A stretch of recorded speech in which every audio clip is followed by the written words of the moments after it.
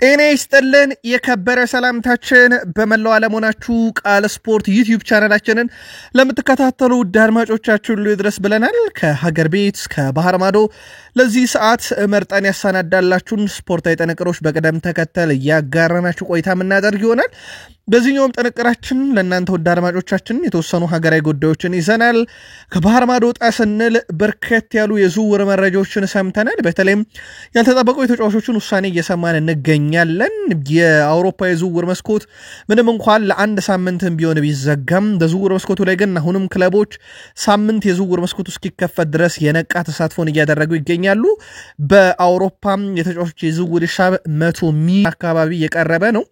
በርካታ መረጃዎች ባርሴሎና ሪያል ማድሪድን ጨምሮ ትልቆቹን የአውሮፓ ክለቦች የተመለከተ የዝውውር መረጃዎችን በስፋት ይዘንላችኋል።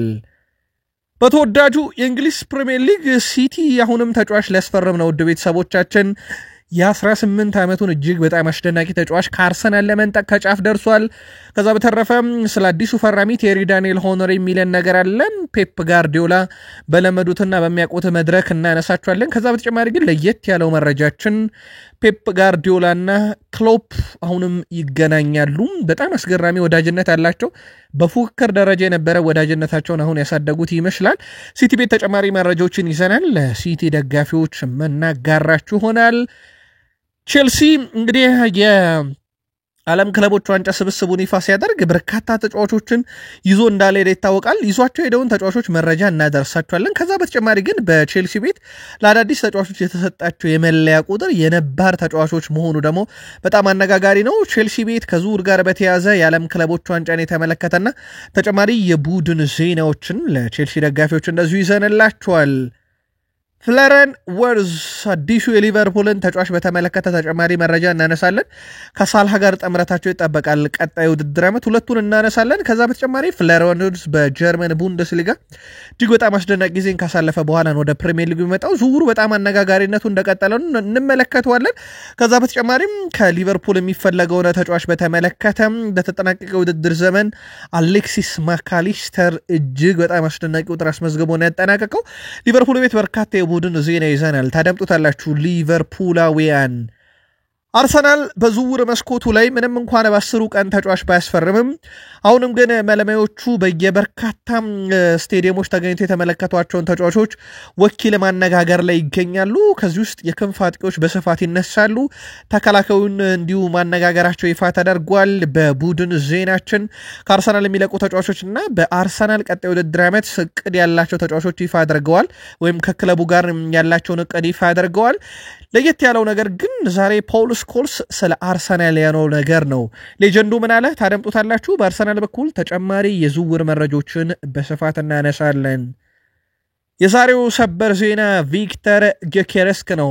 ሲኤንኤን ፖርቱጊዝ የጌኬሬስክ ወኪል እንግሊዝ እንደሚገኝ እየጠቆመ ይገኛል። ከዛ በተጨማሪ ከማንቸስተር ዩናይትድ ዝውውር ጋር በተያያዘ ተጨማሪ መረጃዎች ወጥተዋል። የቪክተር ጌኬሬስክ ጉዳይ አሁን በበርካታ ማህበራዊ ሚዲያዎች ላይ በሰበር እየቀረበ ነው። እናደርሳቸዋለን የዚህን ተጫዋች ጉዳይ። ዩናይትድ የ16 ዓመት ታዳጊ ለማስፈረም ከጫፍ ደርሷል። በግብ ጠባቂ ዙሪያ ሰሞኑን ከበርካታ ክለቦች ግብ ጠባቂ ጋር ስሙ እየተያዘ ይገኛል። አንድ ግብ ጠባቂም ዛሬ በስፋት ስሙን ሰምተናል። ከዛ ውጭ ግን የዩናይትድ ቀንደኛ ደጋፊ ኤሪክ ቴን ሃግን የተማጸነበት መንገድ የዛሬው ለየት ያለው ዜናችን ነው። ከቃል ስፖርት ዩቲዩብ ቻናላችን ጋር ቆይታ ካረጋችሁ እነኝና ሌሎች የተመራረጡ ርዕሰ ጉዳዮችን ታደምጣላችሁ። ታዲያ ላይክ እያረጋችሁ አበረታቱን። ውድ ቤተሰቦቻችን ሐሳብ አስተያየት ካለ ስለምታጋሩን እጅግ አድርገን እናመሰግናለን። ሀገራዊ ጉዳይ ስለያዝን እሱን አስቀድመን እንጀምር።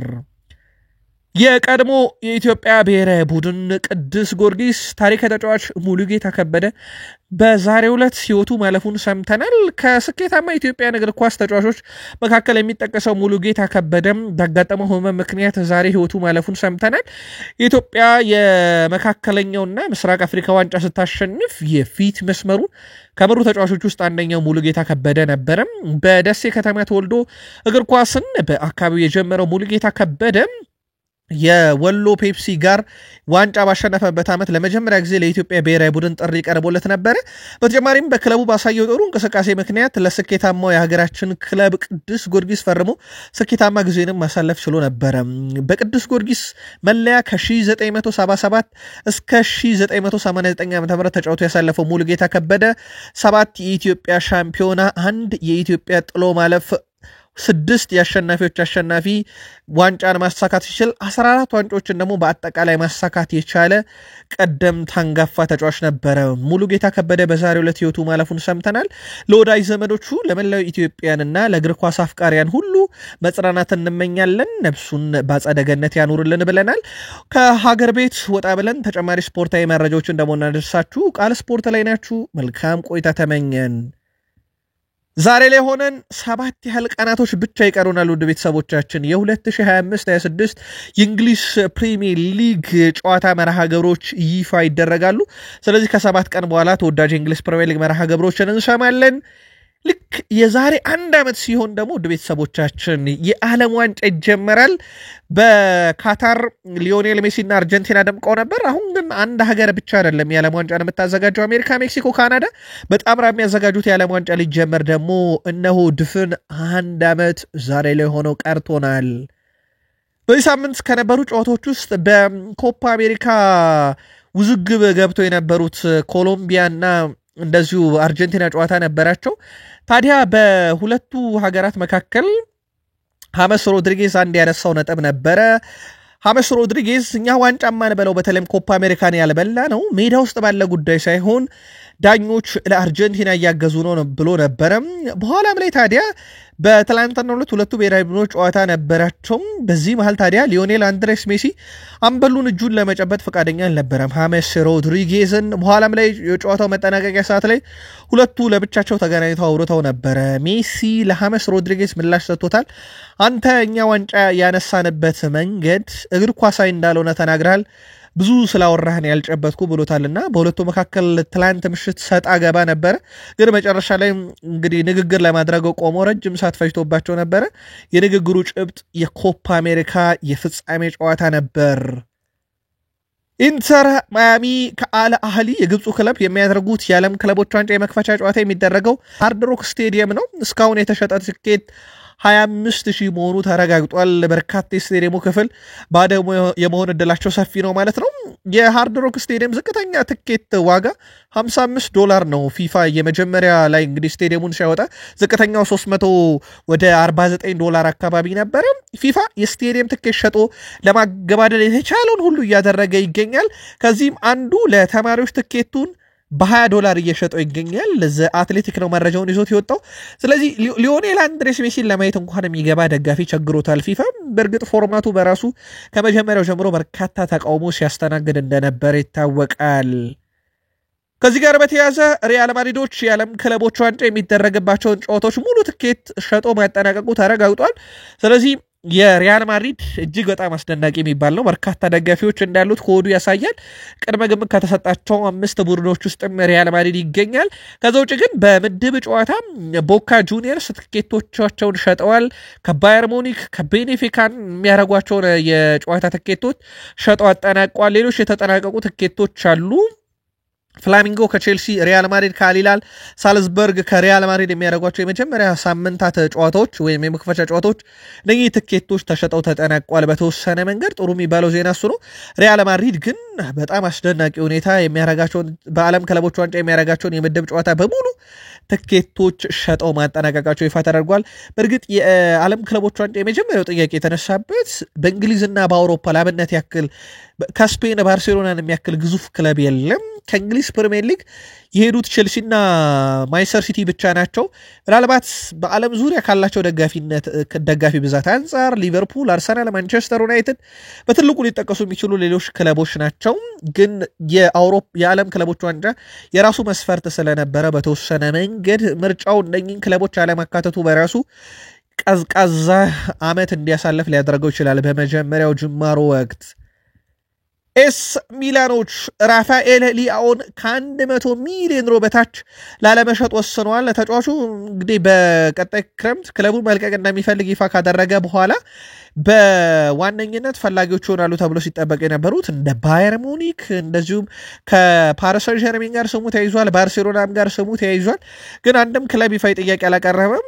ግን ተጫዋቹ ክለቡን መልቀቅ እፈልጋለሁ፣ ወደ ሌሎች የአውሮፓ ክለቦች መሄድ እፈልጋለሁ ማለቱን ተከትሎ ኤስ ሚላን 100 ሚሊዮን ዩሮ ብቻ ከቀረበ ተጫዋቹን ለገበያ እናቀርበዋለን ሲሉ ተደምጠዋል።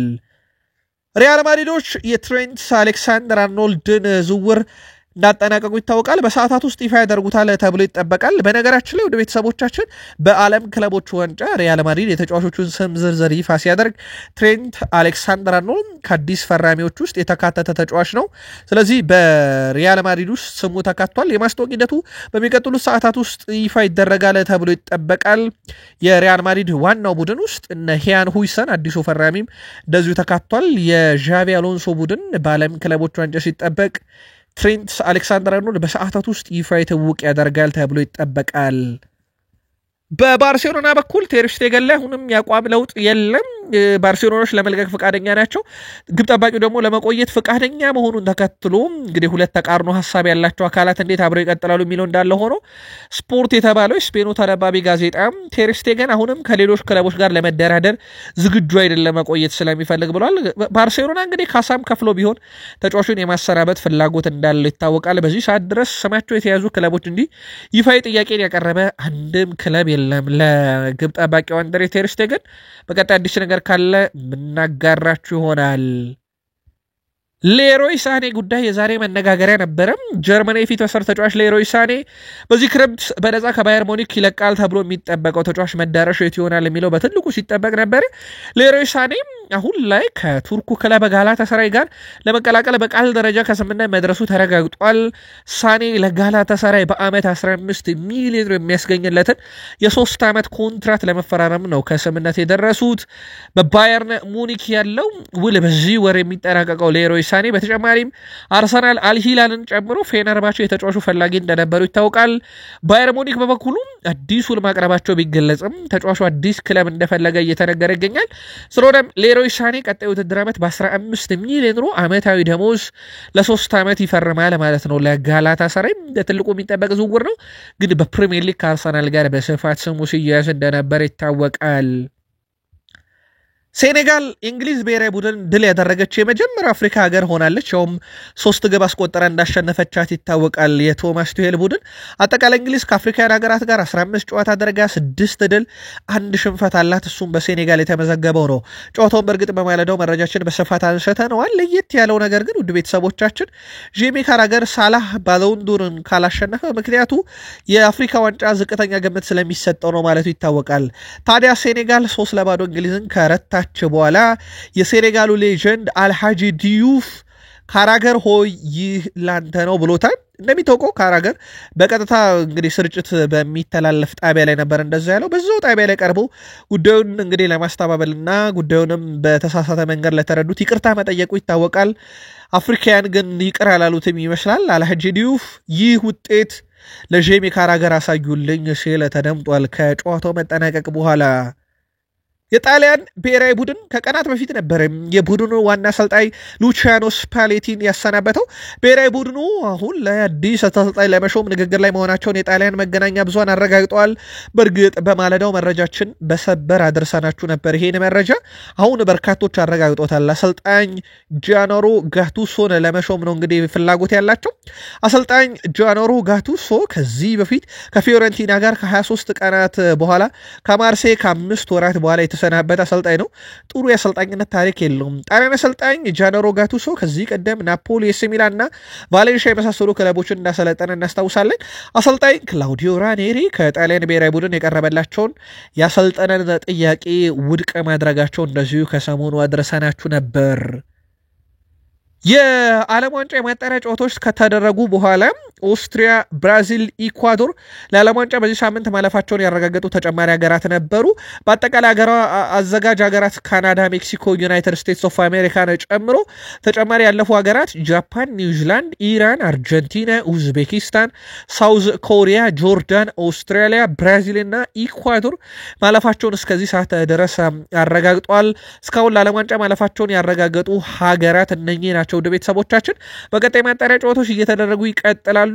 እስከዚህ ሰዓት ድረስ ግን በአፍሪካ ደረጃ አንድም አፍሪካዊት ሀገር ለዓለም ዋንጫ ማለፏን አላረጋገጠችም። የማጣሪያ ጨዋታዎቹ ገና በጅማሮ ላይ ስለሆኑ ነው። በቀጣይም የማጣሪያ ጨዋታዎቹ ከተደረጉ በኋላ ኃላፊ ሀገራቱን እንደዚሁ በየቀኑ እናደርሳችኋለን። መግቢያችን ላይ እንዳልናችሁ የዓለም ዋንጫ ሊጀመር ድፍን 1 ዓመት ብቻ ይቀራል። ወይም የዛሬ ዓመት በዚህ ሰዓት የዓለም ዋንጫ የምድብ የመክፈቻ ጨዋታ እየተደረገ ይገኛል። በተወዳጁ የእንግሊዝ ፕሪሚየር ሊግ ታላላቅ ክለቦች ወዳገኘናቸው ዕለታዊ ጥንቅሮቻችን እንሻገራለን። ላይክ ሳታረጉ እየተከታተላችሁን ከሆነ ላይክ በማድረግ እንድታበረታቱን በትህትና ጠይቀን አጠራጠር ያሉ ስፖርታዊ መረጃዎቻችንን ከፕሪሚየር ሊግ ሲቲን እናስቀድም። ማንቸስተር ሲቲዎች በአርሰናል የሚፈለገው ኖርዌይ ወጣት አማካይ ሴቨን ኔፓንን ለማስፈረም መቃረባቸው ተረጋግጧል። የ18 ዓመቱ አማካይ ኔፓን ወደ ማንቸስተር ሲቲ ለመዞር በግል ከስምምነት መድረሱ ተረጋግጧል። በበርካታ ክለቦች የሚፈለገው ተጫዋቹ የኖርዌይ ሊግ ሪከርድ በሆነ የዝውውር ሂሳብ ማንቸስተር ሲቲን ይቀላቀላል ተብሏል። ተጫዋቹ ከዝውውሩ በኋላ ለአንድ የውድድር ዓመት በውሰት ይሰጣል ተብሎ እንደሚጠበቅ ዘአትሌቲክ አረጋግጧል።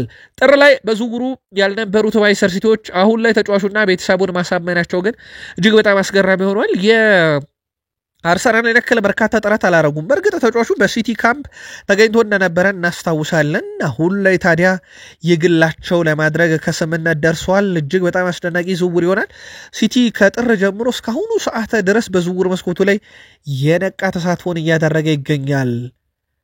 ቴሪ ዳንኤል ሆነሪ የቀድሞ የአርሰናል ተጫዋችና ሌጀንድ ስለ አዲሱ የሲቲ ተጫዋች ሪያን ቼርኪ ሀሳቡን አጋርቷል። እንደሱ በሁለቱም ነገሮቹ በፍጥነት ድሪብል የሚያደርግ ተጫዋች አልተመለከትኩም። ለማንቸስተር ሲቲ እጅግ በጣም ትልቅ ግባት ነው የሚሆነው። ሲቲ ዘንድሮ በጣም ደካማ የውድድር ዓመት አሳልፏል ካለን ለሚቀጥለው የውድድር ዓመት ወሳኝ ተጫዋቾቹን አግኝቷል ብለዋል ቴሪ ዳንኤል ሆነሪ። በርካታ ቁልፍ ተጫዋቾችን አምጥቷል። ሪያን ቼርኪ በትልቁ ካስፈረማቸው ተጫዋቾች ውስጥ የሚጠበቅም ብሎታል ቴሪ ዳንኤል ሆነሪ። እናም በሁለቱም እግሩ መጫወቱ፣ በሁለቱም የሜዳ ክፍል በግራም በቀኝ መጫወቱና የፈጠራ ችሎታው ፍጹም የተለየ ነው። ፍጥነትም ያለው ተጫዋች ነውና በብዙ መንገድ ለሲቲ ጠቃሚው ተጫዋች ይሆናል ሲል አወድሶታል። ፔፕ ጋርዲዮላ በሚያውቁት መድረክ ለአምስተኛ ጊዜ ለመንገስ ይፋለማሉ። ፔፕ በክለቦች ዓለም ዋንጫ በተሳተፈበት ዓመታት በሙሉ ዋንጫ ማሳካት ችሏል። በተጨማሪም ከየትኛውም አሰልጣኝ በላይ ብዙ ጊዜ ውድድሩን ያሸነፈ አሰልጣኝ ጆሴፕ ፔፕ ጋርዲዮላ ነው።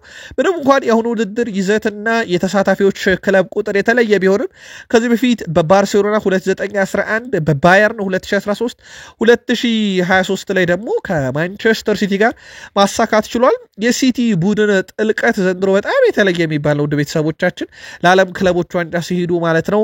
ከ9 ቁጥር አጥቂው ሃላንድ ቦታ ላይ ሐሰተኛ 9 ቁጥሮችን ይጠቀማል ተብሎ ይታሰባል እንጂ በግራው ላይ ዶኩና ፎደን 10 ቁጥር ቦታ ላይ ቼርኪ፣ ማኬቲ፣ ኢችቬሪን ይዟል። በቀኝ የማጥቃት ኮሊደርና የማርሞሽ ሳቪኖ፣ ቦብ የመሃል ሜዳው ክፍል ላብነት ያክል ሮድሪ፣ ኒኮላስ ጎንዛሌዝ፣ ጉንዶዋንን ይዟል። እንደዚሁም እነሱ አጣማሪ ሊሆን የሚችለው እነ ራይንደርስ፣ በርናንዶ ኮቫቺች የተከላካይ ክፍሉ ላይ በራሱ ፍጹም የተለየ ጥምረት አላቸው።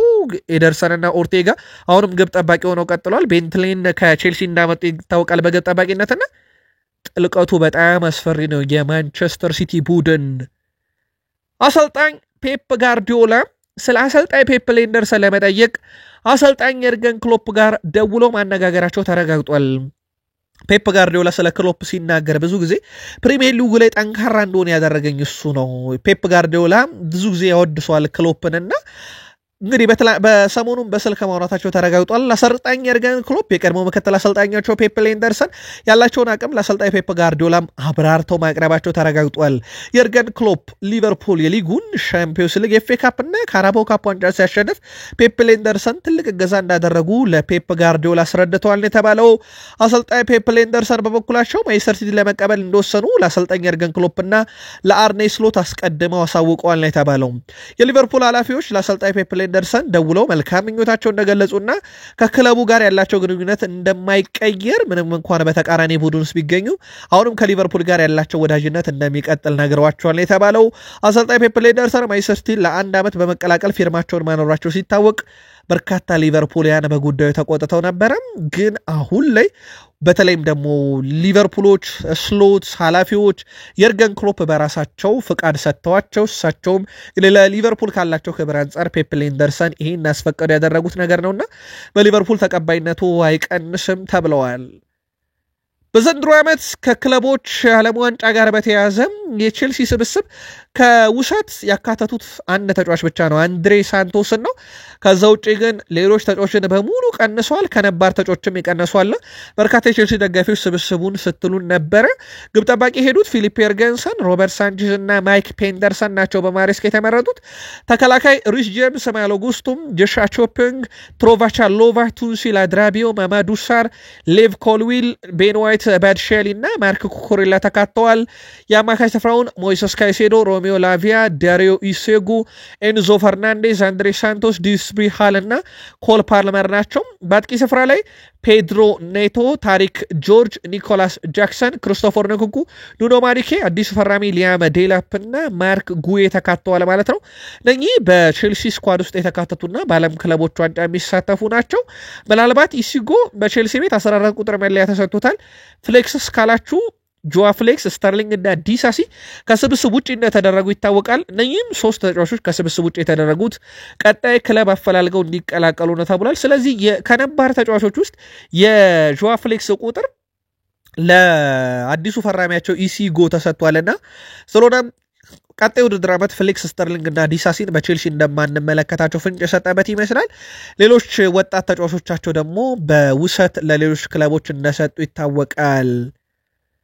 ፍለረን ወርዝ በቡንደስሊጋ አስደናቂ ውድድር ዓመታትን አሳልፏል። በተለይም ገና በወጣት ዕድሜው ተሰልፎ በተጫወተበት ባየርን ሊቨርፑልን አስደናቂ ጊዜን አሳልፈዋል። በክህሎት ደረጃም ፍጹም የተለየ ተጫዋች ነው። በቡንደስሊጋም በርካታ አስደናቂ ቁጥሮችን ካስመዘገበ በኋላ ቀጣይ ውድድር ዓመት የስሎትና የሊቨርፑል ምርጡ አማካይ ስፍራ ተጫዋች ምርጡ 10 ቁጥርን ተጫዋች ሆኖ እንመለከተዋለን። በነገራችን ላይ በአውሮፓ ዙሪያ ባለፉት 2 ዓመታት ውስጥ 10 ሲደመር ግብ 10 ሲደመር አሲስት ያላቸው 2 ተጫዋቾች ናቸው፣ ሳላህና ፍለረን ወርዝ ማለት ናቸው። ሁለት ተጫዋቾች ቀጣይ ውድድር ዓመት ደግሞ ይጣመራሉ።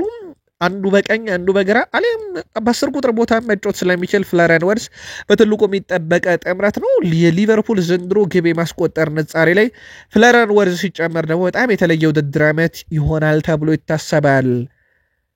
ፍለረን ወርዝ ባለፉት 2 የውድድር ዓመታት በቡንደስሊጋው እንደዚህ አይነት አስደናቂ ቁጥሮችን በተለይ 10 ሲደመር ግብና 10 ሲደመር አሲስቶችን ያደረገ ከሳላ ተመሳሳይ ተጫዋች እንደሆነ ሆኖ በእነዚህ ጊዜያት ውስጥም ተክፍት ጨዋታ ብዙ የግብ ዕድሎችን የፈጠረ ተጫዋች እሱ ነው። በቡንደስሊጋ 124 የግብ ዕድልን ፈጥሯል። ከማንኛውም ተጫዋች የበለጠ የተሳካ ድሪብል ነበረው። በቡንደስሊጋ 161 ድሪብሎችን በ2 ዓመታት አሳክቷልና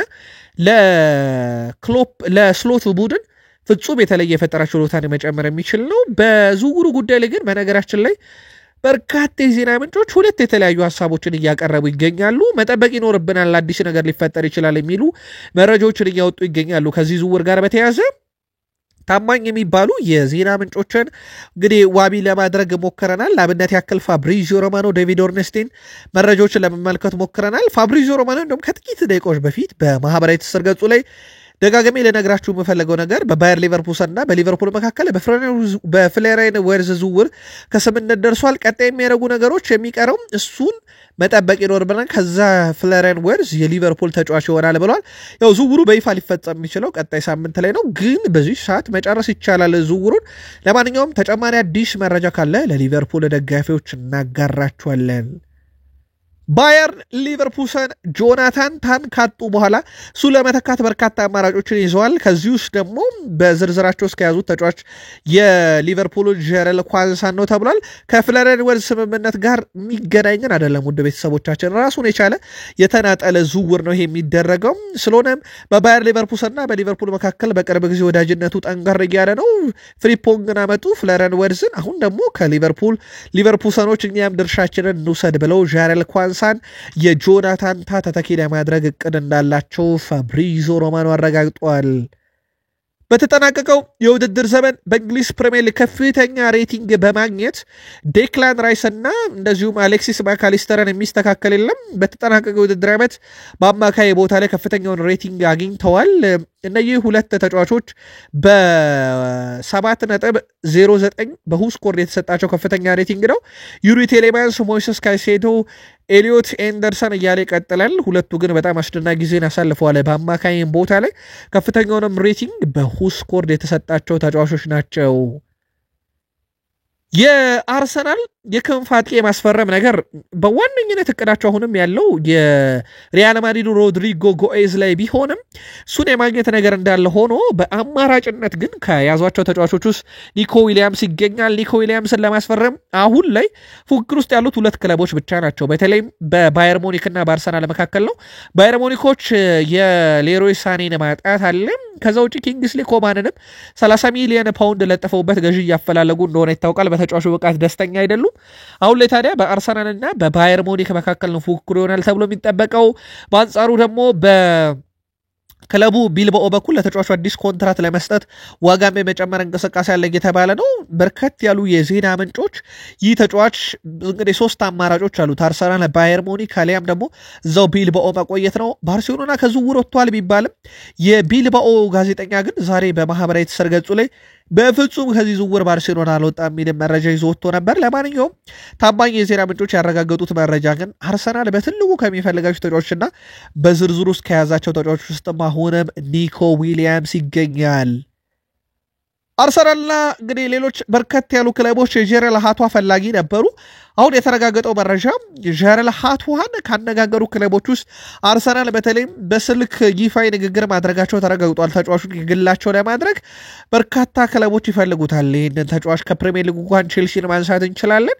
የዚህ ተጫዋች ነገር በአርሰናል በኩል ለመጀመሪያ ጊዜ አይደለም፣ ከባለፈው ክረምት ጀምሮ የጀረል ሃቷ ፈላጊ እንደነበሩ ይታወቃልና አሁንም አርሰናሎች ስራዎችን እየሰሩ ነው። ከቅርብ ሰዎቹ ጋር በስልክ ንግግር ማድረጋቸውን ፋብሪዚዮ ሮማኖ አረጋግጧል።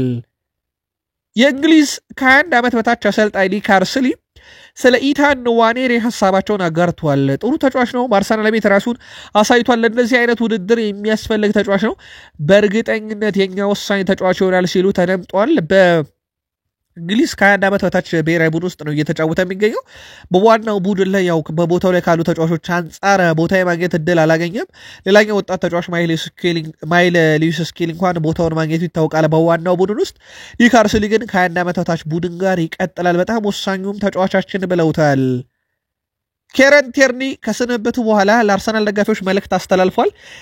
በአርሰናል ቤት በርካታ ተጫዋቾች ክለቡን ከለቀቁ በኋላ በዩናይትድም የተለመዱ ናቸው። በእርግጥ በቼልሲም በሲቲም ክለቦቻቸውን ከለቀቁ በኋላ ድጋፋቸውን አይቀይሩም ለዛ ክለብ ያላቸውን። እናም ከ6 ዓመት በኋላ ሰሜን ለንደንን የለቀቀው ኬረን ቴርኒ አሁንም የአርሰናል ደጋፊ ነኝ ብለዋል። ሴልቲክ ካምበል እያለ ነበር ወደ አርሰናል ያመጡት። አሁን ተመልሶ የቀድሞ ክለቡን ሴልቲክ እንደተቀላቀለ ይታወቃል። ሁሉንም ነገር አደንቃለሁ እና የትኛውም ነገር እንደ ቀላል ነገር አልመለከተውም። ያስደሳች ጊዜን አሳልፍ ያለው ሰሜን ለንደን ለዘላለም በልቤ ይኖራል ብሏል። ስለዚህ የአርሰናል ደጋፊ ሆኜ እቀጥላለሁ ብሏል። ሌላኛው የክንፍ ተከላካዩ የመስመር ተከላካዩ ማለት ነው ኦሌክሳንደር ዚንቼንኮን በተመለከተ ፈላጊዎች እያፈላለጉለት እንደሆነ ይታወቃል። ቢልድ ቦሩሲያ ዶርትመንድ የተጫዋቹን ሁኔታ ከሚከታተሉ ትልቅ የአውሮፓ ክለቦች ውስጥ ይጠቀሳል ተብሏል። ከዚህ ዓመት ያልፋል ተብሎ አይታሰብም የኦሌክሳንደር ዚንቼንኮ ቆይታ በአርሰናል እና መዳረሻው ሊሆን የሚችለው በዋነኝነት የተያዘው ደግሞ ቦሩሲያ ዶርትመንድ ነው። የ2025-26 የፕሪሚየር ሊግ ዋንጫን ለማንሳት ቅድመ ግምት የተሰጠው ለሊቨርፑል ነው በበርካታ ሚዲያዎች። በግለሰብ ደረጃ ደግሞ እንግዲህ የቀድሞ ተጫዋቾች ምልከታቸውን እያጋሩ ይገኛሉ። ከሰሞኑ ጋሪ ኔቭል እንግዲህ ለ2 ዓመታት ሞክሮ ያጣውን አርሰናል ዋንጫ ያነሳል፣ ዘንድሮም አርሰናል ዋንጫ ያነሳል ካለ በኋላ ከአርሰናል ደጋፊዎች ተቃውሞ ቀርቦበት ነበር። አሁን የ2025-26 የፕሪሚየር ሊግ ዋንጫ አሸናፊ አርሰናል የሚሆን ይመስለኛል። 3 ዓመታት ሁለተኛ በመውጣት ጥሩ ልምድ አግኝተዋል። እናም በእርግጠኝነት ከዚህ አንጻር ይሄ ልምዳቸው ቀጣይ ውድድር ዓመት የዋንጫ ባለቤት ያደርጋቸዋል ያለው ደግሞ ሌላኛው የዩናይትድ ሌጀንድ ፖል ስኮልስ ነው። ሁለቱ የቀድሞ ዩናይትድ ተጫዋቾች ለአርሰናል ዋንጫውን አብዝተው የተመኙ ይመስላል። በእርግጥ ክለባችን ላይ ጫና ያሳድራል በሚል አርሰናሎች እንዳልወደዱት ይታወቃል ይሄን መላምት። ለማንኛውም በነስኮር 90 ቅድመ ግምት የተሰጠው አርሰናል 3ኛ ነው። አንደኛ ሊቨርፑል፣ ሁለተኛ ማንቸስተር ሲቲ፣ 3ኛ አርሰናል እንደተሰጠው ይታወቃል። ፖል ስኮልስ እና ጋሪ ኔቨል ግን ከአርሰናል አያልፍም እያሉ ነው። የስፖርቲንግ ዳይሬክተሩና የጊዮኬሬስ ጉዳይ የዛሬው ለየት ያለ ቆይታ ነበረ። ውድ ቤተሰቦቻችን ማህበራዊ ትስስር ገጹን የሚያጠላቀለቀው ጉዳይ ይሄ ነበረ። መረጃውን እንንገራችሁ። ሲድኒ የፊት መስመር አጥቂ ቪክተር ጊዮኬሬስ ከክለቡ ስፖርቲንግ ሊዝበን ጋር አለመግባባት ውስጥ መግባቱን ከማህበራዊ ትስስር ገጹ ላይ የስፖርቲንግ ሊዝበንን ስም ማጥፋቱን ቀደም ባሉት መረጃዎቻችን ነግረናችሁ ነበረ። ተጫዋቹ ባለፈው ክረምት ክለቡን የመልቀቅ ዕድል አግኝቶ ክለቡ እንዲቆይና ቀጣይ ዓመት ዝውውሩን እንደሚያመቻቹለት ነግሮት እንደነበረ ይታወቃል። ቪክተር ጊዮኬሬስ በውል ውስጥ 100 ሚሊዮን ዩሮ ውል ማፍረሻ እንዳለ ይታወቃል። ይሁን እንጂ ክለቡ በዚህ ዓመት በ65 ሚሊዮን ዩሮ እንደሚለቁት ቃል ገብቶለት እንደነበረ ነገር ግን ባሳየው ጥሩ አቋም ምክንያት ሐሳብ እንደቀየሩ ከሰሞኑ ተዘግቧል። ስፖርቲንግ ሊዝበን አሁን ላይ ለተጫዋቹ ከፍተኛ ገንዘብ በመጠየቃቸው ተጫዋቹ ብስጭት ውስጥ መግባቱ ይታወቃል። ማንቸስተር ዩናይትድ የተጫዋቹ ፈላጊ ሲሆን አርሰናል በበኩሉ የሴስኮ ዝውውር ካልተሳካ ወደዚህ ይመለሳል የሚሉና ዛሬም የሴስኮ ወኪል በእንግሊዝ ነበር የሚሉ መረጃዎች በስፋት እየተሰራጩ እንደነበረ ይታወቃል። ታዲያ ውድ ቤተሰቦቻችን ከዚህ ጋር በተያያዘ የስፖርቲንግ ዳይሬክተሩ ፍሬድሪኮ ቫራንዳስ ጉዳይ ነው በጣም አነጋጋሪ ሆነው። እስካሁን ድረስ ለክለብ ስፖርቲንግ ሊዝበን ቪክተር ጊዮኬሬስን ለማስፈረም ከሌላ ክለብ የቀረበ ጥያቄ የለም። ባለፈው ክረምትም እንዲሁ እስካሁን ባለው ሁኔታ ጊዮኬሬስን ለማስፈረም የቀረበ አንዳችም የዝውውር ጥያቄ የለም ብለው ፍሬድሪኮ ቫራንዳስ የስፖርቲንግ ሊዝበኑ ዳይሬክተር ተናገሩ። እንደውም እሳቸው ቃል በቃል ያሉት ቪክተር ጊዮኬሬስ ከስፖርቲንግ ሊዝበን ጋር የ3 ዓመት ኮንትራት እንደዚሁም ዜሮ እናስፈረመ ጥያቄ ቀርቦለታል ብለዋል። እሳቸው ወኪሉንም ወቅሰዋል። ጊዮኬሬስ ዝውውር እስከ 80 ሚሊዮን ዩሮ ልንፈልግ እንችላለን፣ ነገር ግን በ60 ሚሊዮን ዩሮ በተጨማሪ 10 ሚሊዮን ዩሮ ይለቃል የሚል ስምምነት የለንም። እናም የእሱ ኤጀንት እየሄደበት ያለው መንገድ ነገሩን ወደ ከፋ ሁኔታ ወስዶታል። ስለዚህ እንደዚህ የሚባል ቀልድ የለም ብለዋል እሳቸውና እንደውም አንሸጠውም አይነት ነገር ውስጥ ነው እሳቸው አሁን በእልህ ውስጥ የገቡት። ጊዮኬሬስና አሁን ስፖርቲንግ ሊዝበን የለየላቸው እልህ ውስጥ ገብተዋል። ይሄ ጉዳይ በሰላም እንዴት አድርገው ይፈቱታል? ወደ የትኛው ክለብ ያመራል የሚለው ይጠበቃል። ዩናይትድ ከሰሞኑ የተሻለ ክለብ ሆኖ ቀርቧል። አርሰናል በቤንጃሚን ሼሽኮ ዝውውር ላይ ተጠምዷል። በርካታ መረጃዎች ከዚህ ተጫዋች ጋር እየወጡ ነው። ዛሬ ደግሞ እሳቸው ዜሮ ጥያቄ የ3 ዓመት ኮንትራት አለው ሲሉ እንቅጩን ተናግረዋል። ማንቸስተር ዩናይትድ የ16 ዓመቱን እንግሊዛዊ መሃል ተከላካይ ሃርዲ ኤርሜስቱን ከሳውዛምተን ለማስፈረም ፍላጎት እንዳላቸውና ድርድርም እየተደረገ እንደሆነ ተረጋግጧል። ከስምምነት የሚደርሱ ከሆነ ዩናይትድ 1 ሚሊዮን ፓውንድ ክፍያ ይከፍላል። ተጫዋቹ በመጀመሪያ ደረጃ አካዳሚ ቡድኑ ይቀላቀላል ተብሏል። ለዚህ ዝውውር ቁልፍ ሰው ደግሞ ጄሰን ዊልኮክስ ናቸው ተብሏል። ታዳጊ በጣም ወጣት፣ በዛ ላይ ደግሞ በጣም ታለንት ያለው የመሃልም ተከላካይ ነው። በተለይም ደግሞ ሩበን አሞሪም ለሚገነቡት ቡድን እንደ ወሳኝ ተጫዋች ተደርጎ ታይቷል። በቀጣይ ቡድኑን በመገንባት ሂደት ላይ ይህ ተጫዋች ሃርዲ በቀጣይ ማንቸስተር ዩናይትድን ይቀላቀላል ተብሎ ይታሰባል። ከሰሞኑ ማንቸስተር ዩናይትድና ግብ ጠባቂዎች ስማቸው መያያዙን ቀጥሏል። በተለይም አንድሬ ኦናናን ለመሸጥ ፍላጎት ካሳዩ በኋላ ዩናይትድ ማንን በቦታው ሊያመጣ ይችላል በሚል በርካታ ግብ ጠባቂዎችን እየሰማን ነው። የኒሱ ግብ ጠባቂ ማርሰን ቡላክ ሌላኛው በማንቸስተር ዩናይትድ ባለሙያዎች እይታ ስር የወደቀው ነው። 1.99 ሜትር አካባቢ ይረዝማል። ይህ ግብ ጠባቂ የቼልሲ አካዳሚ ውጤት ሲሆን በቼልሲ ቤትም ከ18 ከ19 ከ20 ከ23 ዓመት በታች ለ4 ዓመታት እንዲሁም በፒኤስጂ ቤት ለ2 ዓመት ቆይቷል። አሁን ላይ በሌላኛው የራክሊፍ ቤት ኒስ ነው የሚገኘው። 20 ሚሊዮን ፓውንድ አካባቢ ተለጥፎበታል። ያው የእህት ክለብ ተጫዋች ነውና ከፋይናንስ ጋር በተያያዘ የሆነ ነገር ሊያስተካክሉ ይችላሉ። ግን ተጫዋቹን ለማምጣት ዩናይትድ በመለማዮቹ በኩል ከሌሎች ግብ ጠባቂዎች የዚህኛው ከጸደቀና ሩበን አሞሪም ፍቃድ ከሰጡበት ሊመጣ የሚችል ተጫዋች ነው። ለማንኛውም ዩናይትዶች ግብ ጠባቂ መመልከታቸውን ቀጥለዋል። ፍሎሪያን ዌርዝ ዝውውር 150 ሚሊዮን ፓውንድ ታገኛላችሁ፣ ስለዚህ ለእኛ ልታቋድሱን ይገባል ብሏል። ቀንደኛው ዩናይትድ ደጋፊ ነው ማርክ ጎልድ ብሪጅ እንደሚታወቀው 100 ሚሊዮን ፓውንዱን አምጡና ኦናናና አንቶኒን ልትወስዱ ይገባል ብሏል። ስለሆነም የብሪቲሽ ሪካርድ የሰማሪው 150 ሚሊዮን ፓውንድ ወጥቶበት ለባየር ሌቨርኩሰን ገቢ ያስገኘው ፍሎሪያን ወደ እንግሊዝ ሲመጣ እንግዲህ ኤሪክ ቴናግ የባየር ሌቨርኩሰን አሰልጣኝ ናቸውና ማርክ ጎልድ ብሪጅ ኤሪክ ቴንሃግ በጣም አስገራሚ አሰልጣኝ ብሎታል። በተለይም ኦናና ምርጡ ግብ ጠባቂ ቢሆን አሁን ከዩናይትድ እየተገፋ ነውና አሁን በባየር ሌቨርኩሰን ይወስደው ነበረ። ነገር ግን እነሱ የወሰደው ሌላ ተጫዋች ነው፣ ሌላ ግብ ጠባቂ ነው፣ ማርክ ፍሊከንን የወሰደው። ስለዚህ ኦናና ስህተት እንደነበረ አምኗልና ሊከሰን ይገባል ብሏል። ኦናናና አንቶኒን ወስዶ 100 ሚሊዮን ፓውንዳችንን ይመልስ እያለ ነው። ለየት ያለ መረጃ ነው። ለማንኛውም ውድ ቤተሰቦቻችን ቃል ስፖርት ዩቲዩብ ቻናል ከሀገር ቤት እስከ ባህር ማዶ ለዚህ ሰዓት ያሰናዳላችሁ ጥንቅር ይህን ይመስል ነበር። የአሁኑን እዚህ ጋር እንቋጭ። ቀጣይ እንገናኝ። ሰናይ ጊዜ